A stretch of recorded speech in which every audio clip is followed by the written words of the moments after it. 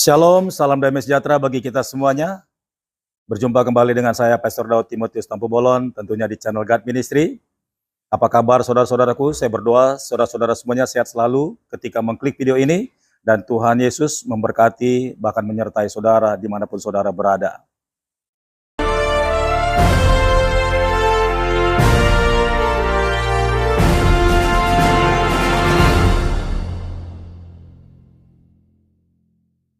Dalam minggu ini, Paus dari Vatikan mengunjungi jemaat-jemaat Katolik yang ada di Indonesia.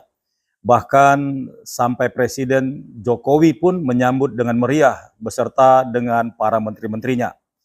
Namun di balik sambutan yang meriah, selalu ada saja segelintir orang yang punya pemikiran, pemahaman yang sangat sempit. Sehingga mereka punya pendapat di luar pemikiran daripada orang-orang yang menyambut Paus yang datang ke Indonesia. Siapakah mereka dan seperti apa videonya? Mari sama-sama kita saksikan video berikut ini. Dan tadi beliau menyampaikan pesan bahwa pentingnya bagaimana kita menjaga dialog antar iman. Karena dialog antar iman itu menjadi kunci bagi toleransi dan perdamaian dunia. Saya kira ini juga hal yang akan nanti dibicarakan bersama dengan Presiden Jokowi besok hari, dan insya Allah saya akan mendampingi beliau.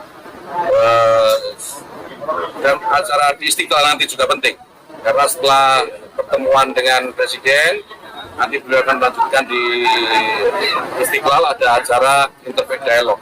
Saya kira ini manifestasi dari apa yang beliau ucapkan, bahwa dialog itu menjadi kunci utama bagi sukses perdamaian, bukan hanya dunia tapi antar manusia. Gimana Pak? Datang sini memenuhi undangan atau untuk bertemu dengan Franciscus saja? Saya memenuhi undangan. Kebenaran Pak Balun sebagai salah satu donatur untuk membuat ornamen-ornamen di terowongan silaturahim gitu. Nah, Pak Balun ini kan Paus tidak bisa karena kesehatan kan, karena kesehatan beliau tidak memungkinkan melewati terowongan silaturahmi. Gimana dong? Akhirnya tidak bisa melihat terowongan silaturahmi. Gak apa-apa, yang penting berdoanya. Ya, doanya udah terjadi. Waktu di Teken Prasasti tadi, beliau mendoakan gitu kan. Ya itu doanya yang penting, langsung nyampe ke langit. Nah, dengan kedatangan Paus Franciscus ke Indonesia yang notabene adalah mayoritasnya umat Muslim, Paus ini mengharap apa dari kedatangan? Itu ini sebagai pencerminan keberagaman yang luar biasa. Dunia harus melihat Indonesia dari keberagaman, bahwa walaupun kita mayoritas Muslim kita kan bukan rahmatan lil muslimin, tapi rahmatan lil alamin, rahmat untuk semua makhluk, apapun sukunya, agamanya, termasuk tumbuh-tumbuhan dan hewan. Jadi kalau rahmatan lil muslimin hanya untuk Muslim, tapi kalau rahmatan lil alamin untuk semua, jadi kita bersaudara, jadi nggak ada masalah sebenarnya. Jadi beliau memang ditentukan sebagai, kalau di Islam, sebagai imam besarnya umat Katolik, kita harus menghargai, menghormati. Dan inilah Islam di Indonesia, Islam yang toleran, seperti itu. Jadi untuk membangun negeri. Dan kita satu bergandeng tangan untuk membangun negeri. Dan kita nggak usah berasa agama kita yang paling superior, terus agama yang lain inferior. Nggak boleh begitu, karena di Islam sendiri diajarkan khairun nas al-qaumina, sebaik-baiknya manusia adalah yang paling bermanfaat buat manusia lainnya. Jadi jelas bahwa inilah simbol keberagaman, kita gaungkan dari tanah air kita untuk kepada dunia melihat ini, bahwa di Indonesia walaupun mayoritas Muslim, kita menghargai umat Katolik, umat Nasrani, umat Buddha, umat Hindu, semua kita bisa berdampingan. Nah, Bu Alfian, menurut Bu Alfian, apakah mungkin kedatangan Paus ini ke Indonesia untuk menjaga, memaintain, atau memperkuat proses kristenisasi di Indonesia, Bu Alfian? Pasti. Saya sebenarnya agak geram Bung Kameramen dengan berita ini. Yang pertama, kepada seluruh masyarakat, ini sebuah ketidakadilan kepada kelompok mayoritas.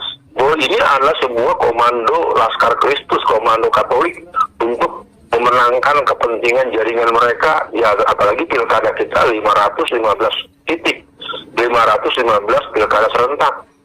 Dan jaringan gereja Indonesia paling banyak memberikan bantuan secara langsung maupun tidak yang akan memberikan keuntungan kepada mereka dalam bentuk akses, dalam bentuk perlindungan, dalam bentuk pemerolehan izin yang dipermudah. Ini jelas nggak sekedar datang ini ada hubungannya dengan banyak hal yang nanti akan dibicarakan lewat dialog dengan kamera. Jelas sebagai khilafah daripada kepemimpinannya nih, kalau ada yang ribut-ribut khilafah, ini khilafahnya Katolik, khalifah tanda kutip ya maksud saya ya. Jadi dia ini adalah koordinator sistem kenegaraan. Di Katolik ini memiliki sentra kegiatan di Vatikan. Yang di Vatikan itu adalah sebuah komando negara dalam negara. Ya, kalau sampai di antara para pemirsa belum paham nih, saya kasih tahu. Jadi kedatangan ini jelas mempertontonkan kepada kita itu nggak punya hak mempersoalkan. Kalau mau datang aja, nggak usah orang-orang, apalagi sih saya budi nyuruh orang kerja di rumah, work from home. Ngapain? Udah biasa aja masing-masing. Coba kita ingat, apakah ketika datang kunjungan Rabita Halal Islami, pertemuan para pemimpin negara sana, mereka juga kena macet juga kok. Kenapa itu nggak dikasih WFA? Saya pikir ini sebuah bentuk ketegasan daripada orang-orang yang memang mereka punya kebencian walaupun tidak diungkapkan dengan kata-kata. Ini bukan kedatangan biasa, ini merupakan kedatangan yang menunjukkan bahwa ada satu titik totok untuk memperkuat Katolik dan gerakan kristenisasi yang mereka secara prinsip bermusuhan antara Protestan dengan Katolik, tetapi dalam menghadapi umat Islam mereka bekerja sama. Wallazina kafaru ba'duhum awliya'u ba'd. Mereka bekerja sama. Bukan dan boleh diteruskan. Kita ini ditakdirkan untuk hidup beragam. Takdir kemanusiaan kita itu takdir keberbedaan. Tidak ada yang sama. Ini kawan-kawan media semua ini juga nggak sama nih, kiri kanan semua nih, kiri kanan depan belakang beda semua. Ini artinya menunjukkan bahwa kita ini memang ditakdirkan berbeda-beda. Tetapi dari pesan keberbedaan itu, yang penting bagaimana kita bisa menjamin bahwa kita semua saling bersatu, saling memahami, saling pengertian, memahami kekurangan dan kelebihan masing-masing, dan tetap menjaga persatuan dan kesatuan. Jadi kalau sekarang Paus Fransiskus hadir, kita harus maknai ini sebagai sebuah keberbedaan yang juga harus dihargai oleh seluruh. Kehadiran Paus, pemimpin Roma Katolik, datang ke Indonesia itu tidak pernah atau tidak bermaksud untuk membawa suasana yang tidak baik buat bangsa Indonesia, tetapi memang karena adanya kerjasama bilateral antara Indonesia dengan Roma atau Vatikan, tentu hal ini dengan mudah dapat dilaksanakan. Biasa seperti kunjungan Presiden Republik Indonesia ke negara-negara lain yang tentunya punya hubungan kerjasama.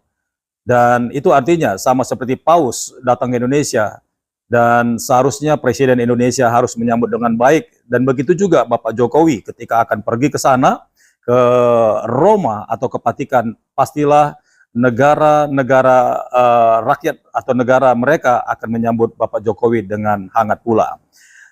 Namun kita lihat saudara, ternyata di Indonesia ini ada saja orang yang punya pemikiran sempit, bahkan punya pandangan yang selalu negatif dengan kekristenan.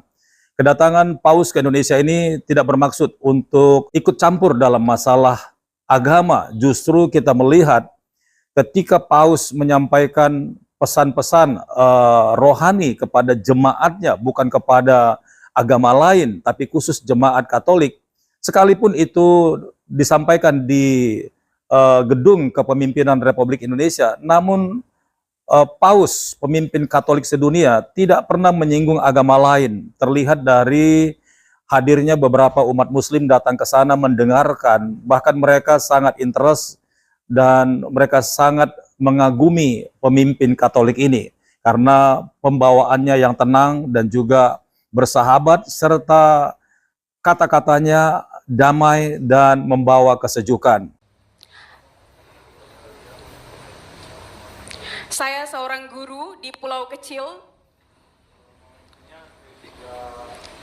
Buton, Provinsi Sulawesi Tenggara. Vorrei fare tante cose nella mia vita, particolarmente nel campo dell'educazione. Masih ada satu peran lagi, wait a moment. Hari ini bukan hanya sekedar sebuah pengalaman bagi saya, namun sebuah transformasi luar biasa. Kali pertama dalam hidup saya, Saya mengunjungi, masuk dan menjadi bagian dalam katedral. Oggi ho sperimentato una cosa, non è semplicemente un'esperienza, ma è un'esperienza che mi trasforma, essere parte nella cattedrale.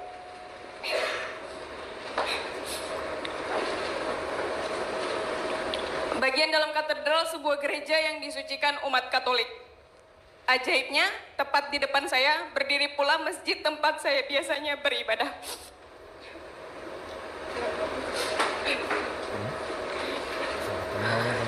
Ini merupakan simbol toleransi, di mana perbedaan seharusnya kita hadapi dan kita jembatani. Ya, yang pertama, kristenisasi merupakan sebuah gerakan yang relatif kurang mendapatkan perhatian yang khusus dalam menghadapi mereka. Pada sidang Dewan Gereja tahun 1967 di Ambon, mereka sudah mencanangkan untuk mengkristenkan Pulau Jawa selama 25 tahun dan mengkristenkan Indonesia pada 50 tahun ke depan. Pada sidang Dewan Gereja Internasional ke-1974 itu batal karena koordinator SC, steering komitenya itu mati dibunuh. Yang mereka memahami bahwa sidang ini berniat untuk melakukan gerakan pemurtadan. Nah, secara nasional, kelompok Kristen sudah menuntaskan Grand Planning Indonesia Emas 2045 dalam Gembala Yesus. Kameramen, kalau saya dari awal begitu emosional karena memang ini umat Islam sudah PKI-nya bangkit tapi dianggap nggak ada oleh tangan tokoh-tokoh dan para cendekiawan muslimnya juga begitu, ya gerakan kristenisasinya kayak begitu. Nah, jadi yang perlu dipahami oleh Bung Kameramen dan para pemirsa bahwa gerakan kristenisasi ini udah merangsek jauh karena mereka tidak pernah kita lihat sebagai sebuah hal yang membahayakan, padahal Quran mengatakan walan tardo ankal yahudu ala nasara hatta tatabi'a millatahum. Sesungguhnya orang-orang Yahudi dan orang-orang Kristen itu nggak suka dengan kamu sampai kamu ikut apa maunya mereka. Maka yang terakhir dalam pernyataan penutup ini, saya menganjurkan kepada semua teman-teman seluruh ikhwan dan akhwat se-Indonesia, ayo kita asal ghirah. Ini yang disebut oleh Buya Hamka. Kita ini lama-lama kehilangan ghirah. Dalam bahasa mudanya, ghirah itu artinya cemburu karena agama. Tidak ada cerita cemburu bagi orang yang tidak punya cinta. Sang pencinta akan selalu cemburu ketika yang dicintainya diganggu. Dan hari ini agama kita memang dirusak dengan pola-pola yang dilakukan oleh aliran-aliran sesat yang dilindungi oleh pihak-pihak tertentu. Dan juga gerakan kristenisasi, al-harakatul irtidat. Bayangkan, dia bisa melakukan kegiatan besar-besaran di tengah pusat kota dengan perlindungan seorang yang bernama Jokowi. Ya, dan terus terang hari ini saya katakan dengan tegas bahwa kita punya banyak persoalan dalam tantangan dan kewaspadaan umat. Satu di antaranya adalah gerakan pemurtadan atau gerakan kristenisasi atau al-harakatul irtidat. Mari semua kita memperteguh keimanan kita, memperkokoh akidah kita, menertibkan ibadah kita, dan siap berdakwah untuk berjihad fisabilillah. Assalamualaikum warahmatullahi. Kehadiran Paus di Indonesia murni adalah mengunjungi umatnya yang beragama Katolik dan yang ada di Indonesia. Kemudian pemimpin Roma Vatikan ini juga mempunyai hubungan yang baik dengan Presiden Indonesia ataupun bangsa Indonesia karena adanya hubungan kerjasama bilateral. Dan itu sebabnya kedatangan Paus ini juga harus berurusan dengan negara Republik Indonesia. Dan murni tidak ada berurusan tentang misi kekristenan atau kristenisasi seperti yang digaungkan oleh orang-orang yang tidak sependapat atau sepaham dengan apa yang ada di pikiran umatnya atau orang-orang yang beragama Katolik. Nah, terbukti dari orang-orang yang datang bahkan bertanya atau juga sharing pendapat dengan Paus, mereka sangat bangga, bahkan mereka merasakan keagungan daripada pemimpin Roma Katolik ini.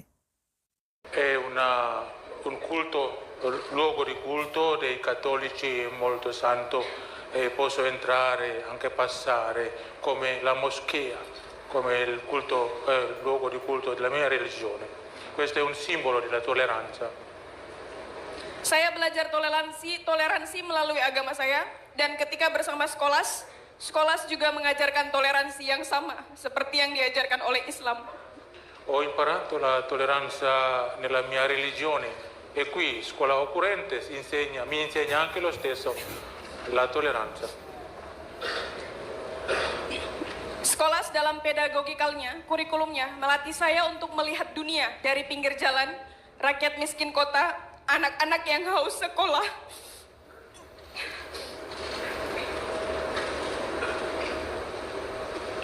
Dan harusnya disekolahkan. Menyadarkan mereka yang kaya materi bahwa hidup tidak hanya memikirkan diri sendiri. Sebagai seorang guru, saya melihat kurikulum sekolah memiliki visi misi yang sama dengan kurikulum Merdeka Belajar. Dalam praktiknya, kita butuh tim kerja seperti sekolah, seperti teman-teman Tunas Bhinneka, teman-teman fasilitator untuk menciptakan generasi muda, generasi guru yang bukan hanya cerdas tapi juga bahagia. Orang Islam nggak boleh datang. Haram kalau orang Islam itu datang, saudara. Nggak boleh. Lalu kalau ada yang nanya, lalu kalau nonton di TV, nggak perlu kita nonton ya kawan. Kecuali kalau untuk kepentingan tadi tuh, kepentingan penelitian, pengawasan, jurnalistik, silakan aja dilihat. Pembelajaran ya kawan. Tapi kalau untuk umum nggak. Tanpa alasan-alasan syar'i yang dibenarkan, jangan ditonton. Karena itu acara ritual ibadah umat agama lain. Islam sudah cukup membuat garis lakum dinukum waliyadin, saudara. Nah itu yang perlu kita ketahui. Bahkan andai kata TV menyiarkan dari waktu jam 5 sore sampai jam 7 malam, saya serukan matiin aja TV-nya ya kawan. Nggak usah dilihat. Apalagi kalau hari Jumat diadakannya. Wah, hari Jumat pada asar itu sa'ah Fatimiyah atau sa'ah mustajabnya doa. Tapi dilakukan di hari apapun, termasuk hari ini, saudara. Jangan ditonton. Matikan TV, kita isi dengan zikir, wirid, hizib, sampai sholat maghrib, kita baca rotib dan lain sebagainya, sampai sholat isya, selesai. Apalagi ini hari awal bulan Rabiul Awal. Kira-kira jelas tidak? Nah, jangan dikatakan kita nggak toleransi. Enggak, kita sangat toleransi, saudara. Toleransi dengan kedatangannya, toleransi dengan penyambutan negara, silakan. Toleransi silakan, dia mau pakai Stadion Utama Senayan atau GBK, silakan. Dia mau bikin misa akbar yang hadir mungkin ratusan ribu atau jutaan umat Katolik, silakan. Umat Islam tidak boleh mengganggu, haram umat Islam mengganggu. Itu toleransi ya kawan. Ya, baiklah saudara-saudaraku yang diberkati oleh Tuhan, kiranya video-video yang Pastor Daud sampaikan ke hadapan saudara boleh menjadi penghiburan ataupun menjadi berkat bagi kita semuanya.